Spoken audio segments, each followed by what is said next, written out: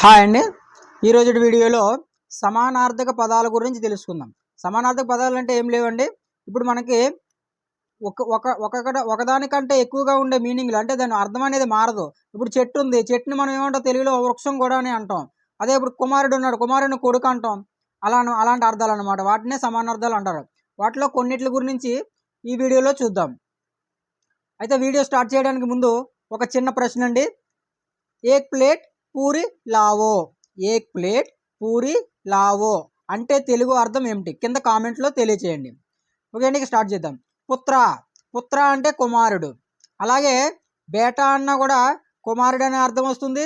తర్వాత సుత్, సుత్ అన్నా కూడా కుమారుడు అనే అర్థం వస్తుంది. కుమార్, కుమార్ అన్నా కూడా కుమారుడు లేదా కొడుకు అనే అర్థం వస్తుంది. తర్వాత పుత్రి, పుత్రి అంటే కూతురు అంటే కుమార్తె, పుత్రి అంటే కుమార్తె. అలాగే బేటీ అన్న, సుత అన్న, కుమారి అన్న కూడా సేమ్ అర్థం వస్తుంది. పుత్రి అన్న, బేటీ అన్న, సుత అన్న, కుమారి అన్న కూడా కుమార్తె, కూతురు అన్న అర్థం వస్తుంది. ఓకే, నెక్స్ట్ పత్ని, పత్ని అంటే ఏమిటి? భార్య. పతి అంటే భర్త, పత్ని అంటే భార్య. మరి భార్యకి మరొక 2-3 అర్థాలు ఏమున్నాయంటే సతి లేదా స్త్రీ అన్నా కూడా భార్య అనే అర్థం వస్తుంది. పత్ని, సతి, స్త్రీ ఈ మూడు కూడా ఒకే మీనింగ్ అనేది వస్తుందన్నమాట. తర్వాత పతి, పతి అంటే ఎవరు? భర్త. మరొక అర్థం ఏంటంటే నాథ్, నాథ్, నాథ్ అంటే భర్త అనే అర్థం వస్తుంది. నాథ్ అన్న కూడా భర్త అనే అర్థం వస్తుంది. తర్వాత మహారాజ్, మహారాజ్ అంటే ఎవరు? రాజు. అలాగే దానికి మరొక అర్థం ఏంటంటే సామ్రాట్, సామ్రాట్ అన్న కూడా రాజు అనే అర్థం వస్తుంది. తర్వాత సుందర్, సుందర్ అంటే ఏంటి? అందమైన, సుందర్ అంటే అందమైన. అలాగే ఖూబ్సూరత్, ఖూబ్సూరత్ అన్న కూడా అందమైన అనే అర్థం వస్తుంది. తర్వాత చుప్చాప్, చుప్చాప్ అంటే నిశ్శబ్దం లేదా మౌనం. అలాగే మౌన్ అన్న కూడా సేమ్ అర్థం వస్తుంది. మౌన్ అన్న, చుప్చాప్ అన్న నిశ్శబ్దం లేదా మౌనం అనే అర్థం వస్తుంది. తర్వాత అసత్యం, అసత్యం అంటే ఏంటి? అసత్యం అంటే అబద్ధం, అసత్యం అంటే అబద్ధం.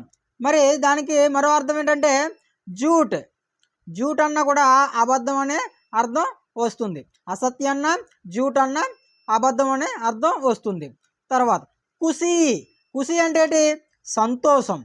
మరి అలాగే ఆనంద్ అన్న లేదా సంతోష్ అన్న కూడా సంతోషం అనే అర్థం వస్తుంది. తర్వాత చూడండి పాగల్, పాగల్ అంటే ఏంటి? పిచ్చి లేదా వెర్రి, వెర్రితనం, పిచ్చితనం అంటారు కదా. పాగల్ అంటే ఏంటి? పిచ్చి. అలాగే దివానా అన్నా కూడా సేమ్ అర్థం వస్తుంది. బహుత్, బహుత్ అంటే ఏంటి? చాలా, బహుత్ అంటే చాలా. అలాగే దానికి మరొక 2 అర్థాలు ఏంటంటే అనేక్, అనేకం అంటే అనేకం, చాలానే కదా. తర్వాత అనేకన్నా అనేక్ లేదా కహి, కహి అన్నా కూడా ఎక్కువ అని అర్థం వస్తుంది, అంటే చాలా.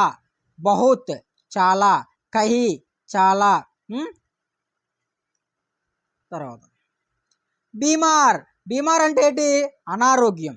బీమార్ అంటే అనారోగ్యం అంటే రోగం. బీమార్ అంటే ఒక రోగం అన్నట్టు, ఒక రకంగా చెప్పాలంటే.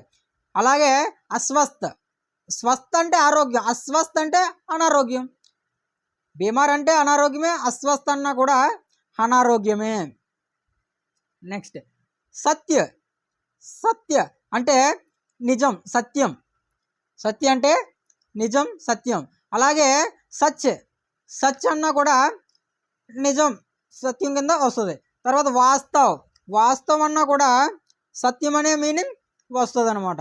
తర్వాత చూడండి తందురస్త్, తందురస్త్ అంటే ఆరోగ్యకరమైన, ఆరోగ్యకరమైన తందురస్త్.